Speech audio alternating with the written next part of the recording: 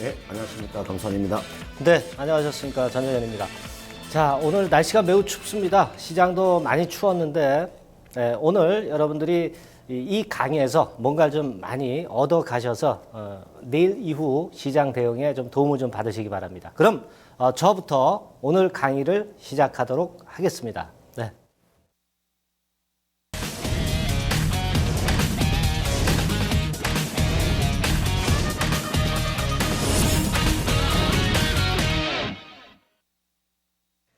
네. 자, 오늘 제가 이제 드릴 말씀은요, 좀 더 객관적으로 시장을 좀 전망을 하고요. 네, 그리고 거기에 맞는 섹터를 한번 연구해보는 그런 시간을 가져보도록 하겠습니다. 물론 이제 객관적으로 제가 본다고 하지만 저의 주관이 개입될 수밖에 없는 거죠.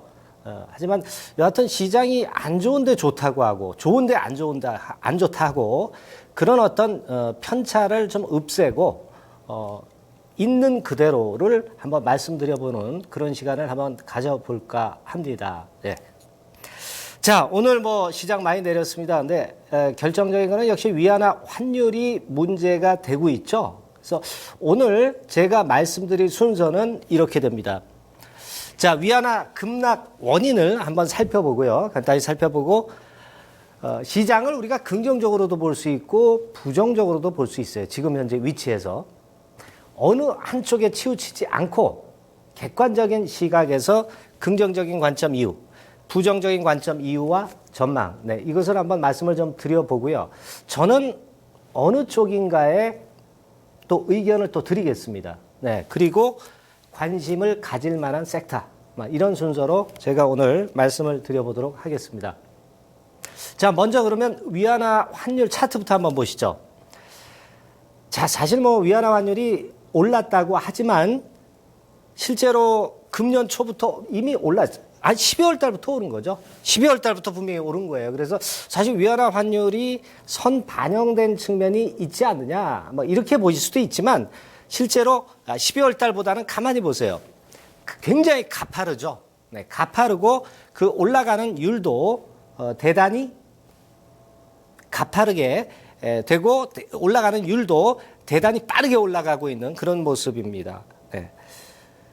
사실 우리가 가만히 따져보면은요, 환율이 무조건 이제 올라가는 게 수출주에 이제 도움이 되고 수출주를 무조건 해야 될 것 같은 그런 착각에 사로잡히지만은 단점이 있죠. 자본 유출이 나온다든가 외환 보유고가 급감을 한다든가 또 수입 측면에서 생각하지 않을 수가 없잖아요. 수입 물가가 올라가는 것도 생각을 해야 되죠. 물론 중국 같은 경우는 수출 위주의 국가라고 이제 봐야 하기 때문에 수출 쪽에 이제 주안점을 두고 그렇기 때문에 이제 환율이 올라가는 것이 중국으로서는 경제적인 측면에서 좀 플러스 이점이 있을런지도 모르겠죠. 네. 하지만 우리가 환율을 분석을 할 때는요, 올라가는 게 반드시 좋지만도 않고 반드시 나쁘지만도 않습니다. 항상 장점이 단점을 커버하느냐 이런 부분들을 많이 보시는 게 필요한 것이 바로 환율을 보는 올바로 보는 그 관점이다. 이렇게 좀 말씀을 좀 드리고 싶고요. 자, 위안화 환율 우리가 봤고요. 원달러 차트 같은 경우도 사실 그 위안화와 거의 같이 동행을 합니다. 원달러 차트 같은 경우도 지금 보시면은 많이 이제 가파르게 올라오고 있는 모습이죠. 우리도 마찬가지예요. 네, 우리도 대개 수출 위주의 국가이기 때문에 중국과 마찬가지로 그만큼 단점이 지금 현재 존재할 수 있는 부분이라는 걸 생각을 하실 수가 있습니다. 사실 그 중국 입장에서는 비용보다 이익이 더 크기 때문에 지금 현재 위안화 환율의 상승을 어느 정도 용인하는 부분이라고 그렇게 보셔야 되겠고요. 원달러 차트 지금 이런 상태고요. 자, 그리고 상해 A지수 한번 보죠. 주가 많이 떨어져서 보기도 싫으시겠지만 그래도 한번 우리가 보면서 현상을 잘 파악을 해보시자고요. 이 주봉 차트입니다. 네, 일봉도 아니고 주봉인데 주봉이 2주간 대운봉이 나타나고 있어요. 물론 급락의 원인은 뭡니까? 가장 첫 번째로 수급 악화죠. 네, 대주주 지분 매각 제한 해제. 근데 이 부분은 지금 현재 대책이 좀 나왔어요. 이거는 사그러들 수 있는 요인입니다. 그렇죠? 그리고 서킷 브레이커. 그것도 역시 지금 현재 잠정 중단해서 해결이 되고 있는 겁니다. 그죠? 네. 위안화 약세. 이거는 우리가 지금 현재 제어가 됐다. 이렇게 볼 수가 없는 거죠. 제어가 안 된 변수고 경제 지표 부진. 이건 우리가 어떻게 해석해야 될까요? 경제 지표 부진은 지금 당장 우리가 수를 쓴다고 해서 경제 지표가 바로 올라가는 건 아닙니다. 그러니까 통제 불가능한 변수는 1번, 3번.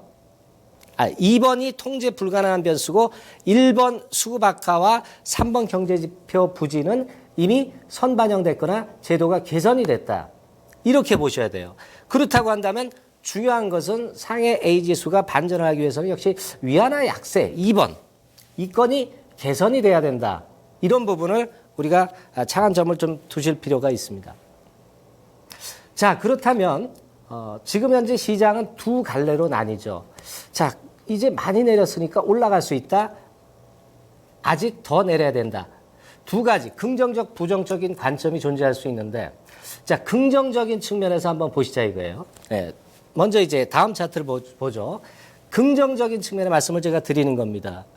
실제로 원달러 환율 구간별 외인 일평균 순매매 대금은요, 대개 여기서 보시는 바와 같이 1,200원대 위쪽부터는 상당히 많이 과거에 들어왔습니다. 그것은 2011년도부터 누계로 그림에서 확인이 되고 있죠. 자, 그러하기 때문에 지금 현재 환율이 지금 1,200원대에 온 이상 이 건이 도움이 될 수밖에 없는 요소다. 외인의 일평균 순매매 대금을 볼 때 외인들이 순매수가 들어올 수 있는 거리가 된다. 이렇게 우리가 해석을 할 수 있는 부분이죠. 긍정적인 측면이라고 봐야 되겠죠. 예. 자, 그 다음 화면 볼까요? 그리고 코스피가 구간별로 연기금이 그 순매수가 들어왔었던 적이 있죠. 자, 2012년도 보니까 대개 저 정도 지수화에서 2000포인트 밑에서는 연기금이 항상 매수가 들어왔던 부분이라는 것을 우리가 확인할 수 있고요. 그러니까 이렇게 보면은, 야, 이제 지수가 많이, 오늘 몇 포인트예요? 1894포인트죠? 이제 이 정도면은 연기금 들어오고 괜찮지 않겠느냐. 근데 오늘 연기금은 별로 안 들어왔죠. 실제로 한국 항공우주권과 관련돼서 기관 매매나 외인 매매가 약간 나중에 그 최종 집계에서 변화가 좀 있었습니다. 그러나 연기금은 아직은 안 들어왔어요. 오늘 같은 경우는 안 들어왔습니다. 지난 주말에는 들어왔던 부분이지만. 그래서 이런 부분들을 보면 이게 긍정적이기는 합니다만은 오늘 같은 경우는 좀 아이러니컬한 그런 부분이기도 하고요. 그러나 긍정적인 측면을 제가 말씀을 드리는 거예요. 자, 다음 화면 보면은요. 국민연금의 국내 주식 투자 추이는 계속 그 순매수 규모가 늘어나죠. 뭐 이런 측면들이에요. 그러니까 우리가 요약해 보면은 구간별로 볼 때 지금은 외인이 환율 수준으로 볼 때 들어올 수 있다는 점 첫 번째. 그리고 두 번째는 기관 연기금에서 매수할 수 있는 지수권대라는 거. 이런 측면을 우리가 이제 지수가 이 정도 내려왔으면 긍정적으로 봐야 되겠다. 이것이 바로 긍정적인 측면의 강점이다. 이렇게 볼 수가 있는 거예요. 그죠? 이렇게 생각하면 참 편합니다. 알아서 주가 올라오겠지 이렇게 생각할 수 있죠.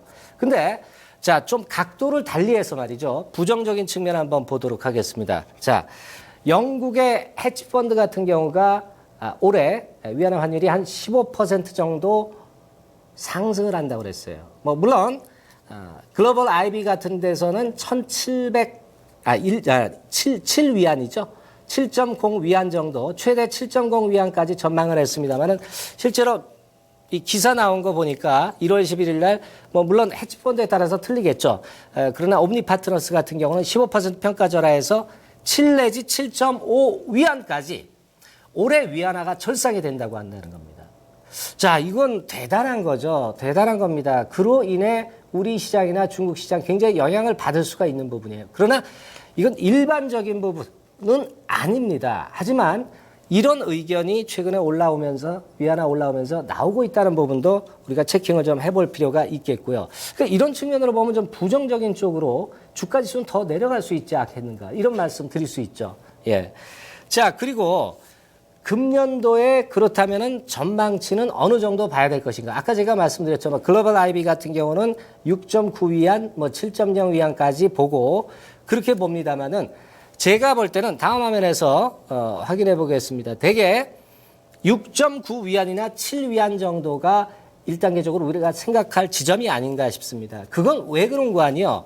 과거에 중국이 고정환율제 할 때가 있었죠. 지금은 관리변동환율제 아닙니까? 고정환율제 할 때의 수준이 바로 6.9 위안입니다. 6.9 위안이에요. 여기 그 옆으로 횡보하는 라인 있죠? 이 라인이에요. 그러니까 우리가 차트상으로 보나 고정환율제 당시로 과열을 시키는 부분에서 중국이 생각하고 있는 지점은 바로 저 지점일 것이다. 저는 그렇게 생각을 합니다. 시스템적인 리스크가 발생한다고 보지 않고요.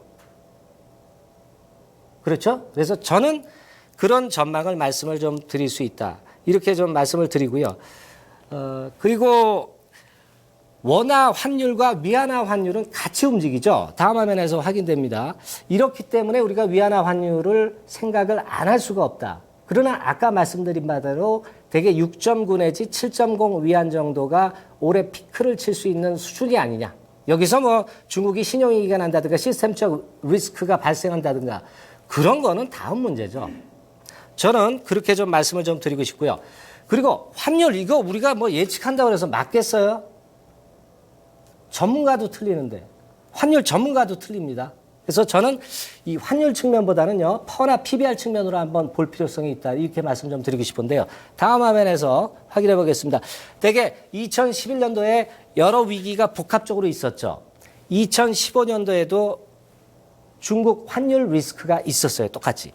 그때 보니까 12개월 포워드 퍼하고 PBR 보니까 되게 저 정도입니다. 그렇다면 환산해 보니까 2011년처럼 간다면 1700까지 가는 거예요. 그리고 2015년까지 간다면 1885. 얼마 안 남았죠, 지금. 지금 1895 정도 수준 되니까. 자, 그 정도라고 볼 수 있습니다. 근데 저는 어떻게 보느냐. 이거는 상징적인 거고요. 여기서 어떤 키포인트 역할을 하는 것이 바로 기관이라고 저는 봅니다. 물론 이제 외인도 중요하지만 먼저 기관이 연계금이나 투신이 언제 들어와서 끌어당기느냐가 관건이지 우리가 차트를 가지고 점칠 수는 없다라고 저는 봅니다. 대개 시스템적인 리스크가 발생하면 1700. 그것이 발생하지 않는다면 1880대 라인. 저는 두 번째 2015년 경우를 들 것이다라고 말씀을 좀 드리고 싶어요. 네. 2011년도는 너무 강하게 부정적인 측면으로 가는 그런 지수대라고 저는 봅니다. 되게 그렇게 말씀 좀 드리고 싶습니다. 예, 그렇게 좀 보시고요. 자, 2012년 이후에 위안화 절하건이 있었는데요. 이런 식으로 됐었는데 이번엔 굉장히 급격해졌죠. 이번엔 급격해졌기 때문에 더욱더 관심이 가는 거고요. 자, 다음 화면 보겠습니다. 2012년 이후 절하율 나와 있죠? 네, 절하율 나와 있습니다. 그래서 제가 말씀드리고 싶은 것은 아까 골자를 말씀을 좀 드렸죠. 1880포인트 근처에서 어떤 바닥을 형성할 개연성은 좀 있다. 그러나 그 바닥은 누가 정하느냐. 우리가 뭐 차트 가지고 추세 그려가지고 맞추는 거 절대 아닙니다. 기관이 결국 그 역할을 할 가능성이 높다. 그리고 선물이겠죠. 그렇죠? 이런 쪽을 우리가 보면서 바닥권을 예측을 해야 되는 것이다. 그러나 시스템적 리스크인 1700대까지 가는 것은 나중에 생각해 볼 문제다. 이렇게 보시는 게 중요하다고 저는 보겠습니다. 그럼 어떤 섹터를 해야 되겠느냐? 다음에만 보죠. 자, 과거에 위안화 환율이 상승했을 때 어떤 업종이 올랐습니까? 바로 바이오 헬스죠. IT 하드웨어, 미디어, 에너지 화학, 화장품, 유틸리티. 탑이 나왔죠. 탑이 나왔습니다. 환율이 올라간다고 대형주가 올라갈 것 같아요, 여러분들? 대형주는 선별적으로 올라갑니다. 실제로 올라가는 섹터는 바로 이쪽이다. 이렇게 보시면 될 것 같습니다. 그리고 제가 지난주에 관심주 한번 말씀드렸죠. 컴투스 다음 화면입니다. 컴투스 오늘 뛰었죠. 디플레이터 섹터이기 때문에 되는 겁니다. 그죠? 실적이 좋은 게임주만 됩니다. 네, 게임주가 다 되는 거 아니고요. 그리고 6개월 동안 6개월 동안 조정을 받았다. 해외 모멘텀이 있는 게임사이기 때문에 살아난다. 방어적 되는 겁니다. 충분히 아직까지 관심 갖고 유지하시고요. 여기까지 저는 하겠습니다. 다음에 금산 전문가님한테 바톤을 넘기겠습니다. 네.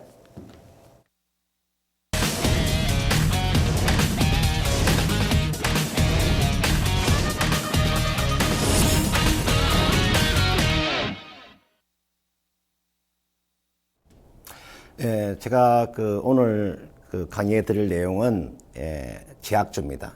제약바이오주. 최근에 보시면 시장을 리딩하고 있는 업종이 제약바이오입니다.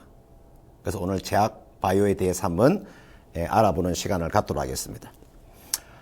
지금 요 창에 지금 나와 있는 게 국제 당뇨병 연맹입니다. 우리가 IDF라고 이야기를 하죠. 이것은 인터내셔널 다이아비티스 그다음 페더레이션이라고 해서 앞에에 요 문구를 따서 IDF라고 합니다. 이게 들어가시면 국제 이 당뇨 연맹 이 홈페이지에 들어가시면 당뇨병에 대한 모든 내용들을 다 집합이 되어 있습니다. 이 IDF는 160개국에서 당뇨병 협회들이 모여서 만든 연맹입니다. 그래서 국제기구이기 때문에 이 안에 들어가시면 모든 당뇨병에 대한 내용을 알아볼 수 있다는 거 꼭 기억을 하시고요. 지금이라도 한번 들어가서 한번 보시면 여러분 공부하는 데 상당히 도움이 될 수가 있다. 이렇게 제가 말씀을 드리겠고요. 자, 그 다음은 이 당뇨병입니다. 아마 제가 설명을 드리지 않더라도 워낙 이 병 자체가 많기 때문에 이 당뇨병은 1행과 2행으로 나누어지고 있는데요. 보통 이 당뇨병이라고 하면 전부 다 2행입니다. 그러니까 보통 한 92% 정도가 2행에 해당됩니다. 그래서 요 2행이란 자체는 어떻게 보면은 식생활이라든지 또는 가장 근본적인 것이 비만입니다. 비만. 그래서 요 2행 쪽이 당뇨병의 93%를 차지하고 있다. 이렇게 제가 보는 거고요. 제가 사람으로 보면은 안 된 일이지만 제약사 입장에서 놓고 본다면 미래의 먹거리가 이 당뇨병 치료제 쪽입니다. 아마 전 세계 이 질병 가운데서 가장 매출액이 많이 일어나는 것이 이 당뇨병 치료제입니다. 최근에 주가가 많이 움직였던 종목군들, 한미약품 주가가 왜 이렇게 많이 움직였었죠? 한미약품 주가가 움직인 이유가 뭡니까? 당뇨병 치료제입니다. 최근에 보시면 종건당 주가가 상당히 많이 상승하죠. 왜 상승합니까? 당뇨병 치료제 쪽입니다. 이 당뇨병 관련돼 있는 종목 외에는 되도록이면 손을 안 대는 게 좋습니다. 제약바이오주를 매매하실 때 당뇨병과 관련돼 있는 종목을 배팅하셔야 수익이 나는 겁니다. 아무 그냥 바이오 제약주를 매매해서 안 된다는 겁니다. 제가 이걸 분명히 말씀을 드립니다. 당뇨병에 관련돼 있는 종목을 잡아야만이 수익을 챙길 수 있다는 거. 자, 그래서 보시면 보통 우리가 이 전 세계가 지금 당뇨병 대란이라고 하는데요. 왜 당뇨병 대란이라고 하는가? 2014년도 IDF의 통계를 가지고 이야기하는 겁니다. 제가 임의대로 얼마 정해서 하는 게 아니고요. IDF의 홈페이지에 들어가서 제가 다 확인해서 지금 말씀을 드리고 있는 거니까 2014년도에 전 세계 당뇨병 환자가 3억 8천만 명입니다. 이게 보통 2025년도에는 4억 8천만 명 정도가 될 것이다. 그 다음 2035년이 되면은 6억 1천 명 가까이 된다. 당뇨병 환자들이 계속적인 증가 추세를 보이고 있습니다. 이거는 확인된 내용들입니다. 그런데 실제로 보면은 자기가 당뇨병 질환에 걸렸음에도 불구하고 모르는 경우도 상당히 많답니다. 이런 것을 합친다면 아마 이 당뇨병 환자는 수는 상당히 더 증가할 것이다. 이렇게 제가 보는 거고요. 자, 우리나라의 지금 당뇨병 환자의 수입니다. 요거는 건강보험심사평가원에서 제가 자료를 따온 겁니다. 자, 2003년도만 하더라도 국내 당뇨병 환자가 400만 명 가까이 되었습니다. 보십시오. 2010년도에 486만 명, 2015년도 지난해가 553만 명, 2020년도가 한 618만 명, 2025년도가 676만 명, 2030년 되면은 722만 명. 이 당뇨병 환자가 지금 기하급수로 지금 늘어나고 있습니다. 자, 그래서 그 다음 단계를 한번 보면요. 저는 이 당뇨병 치료에 관련되어 있는 종목군들, 그런 종목을 보셔야 됩니다. 그러니까 당뇨병 진단 장비 업종들, 그 다음은 검사 장비 업종들, 그 다음은 당뇨병 치료제 관련 종목군들이죠. 여기에 한미약품이나 종건당이 다 포함이 되는 거죠. 그 다음 당뇨병으로 인해서 합병증이 생기는 요 테마, 그 다음은 예방방법 쪽에, 그래서 크게 나누면 이렇게 하나, 둘, 셋, 넷, 5개로 나눕니다. 여기에 관련되어 있는 제약 바이오주를 배팅을 하셔야 수익을 챙길 수 있다는 겁니다.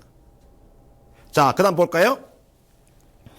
지금 전 세계 이 글로벌 당뇨병 치료제의 시장 규모가 지금 얼마 정도가 되는가? 전 세계에 지금 이 당뇨병 치료로 인해서 시장 규모는 얼마 정도가 되는가를 한번 알아보는데요. 2015년 지난해입니다. 지난해가 45조입니다. 요 45조라는 규모가 여러분들 어마어마한 시장 규모입니다.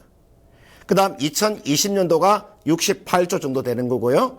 그 다음 2025년도가 80조. 심지어는 앞으로 10년 뒤에는 요 시장이 100조 시장이 될 것이다.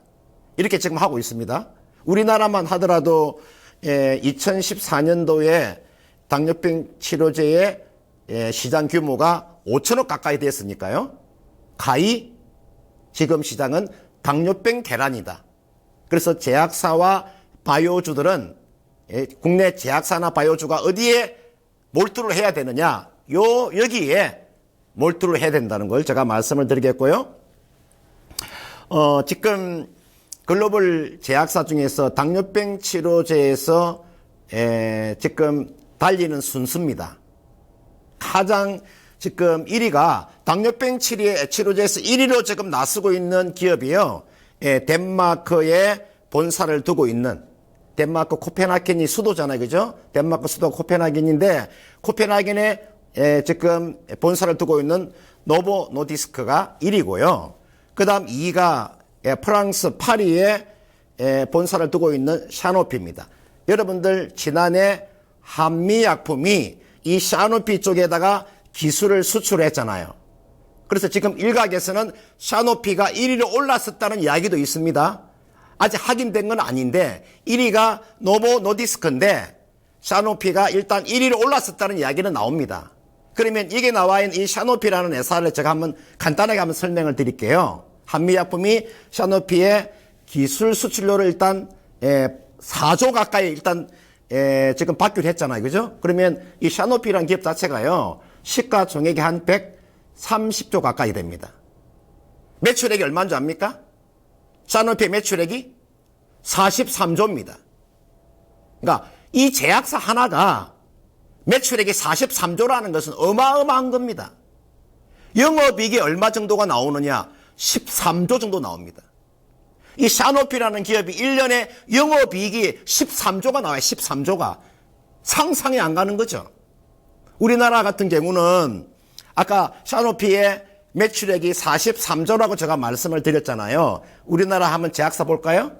우리나라 제약사는요. 매출액이 1조가 넘어가는 제약사가 딱 세 곳밖에 안 됩니다. 매출액 1조. 샤노피는 43조. 우리나라에 지금 매출 1조가 넘어가는 기업이 이게 나와 있는 유한양행이나 한미약품이나 녹십자 딱 세 곳만 매출액이 1조가 넘어갑니다. 아마 제가 봤을 때는 앞으로 우리나라 제약사도 샤노피 정도는 안 되더라도 상당히 많이 지금 따라갈 수 있다는 걸 꼭 기억을 하시길 바라겠고요. 자, 그래서 제가 소행주는 제가 제외를 하고요. 소행주를 제가 제외를 시키고 난 이후에 우리나라의 지금 제약사 중에서 그래도 어느 정도의 덩치가 있는 기업들을 보면 당뇨병 치료와 관련되어 있는 종목들을 제가 올려놨습니다. 자, 이게 보시면 한미약품. 한미약품은 워낙 많이 상승을 했죠. 그런데 한미약품 주가가 이게서 끝나지 않는다고 했죠. 자, 한미약품 주가 이게서 끝나지 않습니다. 그 다음은 유한양행. 최근에 유한양행이 지금 52주 지금 신고가를 그리려고 하고 있습니다. 종근당 최근에 주가가 많이 좀 상승을 했었죠. 요 종근당이 바로 당뇨병 치료제를 일본에 수출하는 거잖아요. 그 다음은 동아ST. 잘 한번 눈여겨보시고요. LG생명과학은 계속적인 관심 종목입니다. 그 다음은 조그마한 소행주 하나를 제가 말씀을 드린다면은 안국약품도 해당 사항이 있다. 저는 여기에 있는 종목군만 여러분들 너무 소행주에 배팅하지 마시고요. 좀 덩치가 큰 제약사에 배팅하는 것이 저는 정석이라고 봅니다. 그래서 오늘 제가 결론을 한 가지 말씀을 드리면 제약 바이오주를 매매하실 때 어떤 종목을 매매를 하셔야 되느냐면 당뇨병 치료제와 관련되어 있는 당뇨병과 관련되어 있는 종목을 배팅해야 돈을 벌 수 있다. 예, 그 이야기를 꼭 해드리고 싶습니다. 자, 1부는 여기서 마치겠고요. 잠깐 쉬었다가 2부에서 찾아뵙도록 하겠습니다. 채널 고정하시길 바랍니다.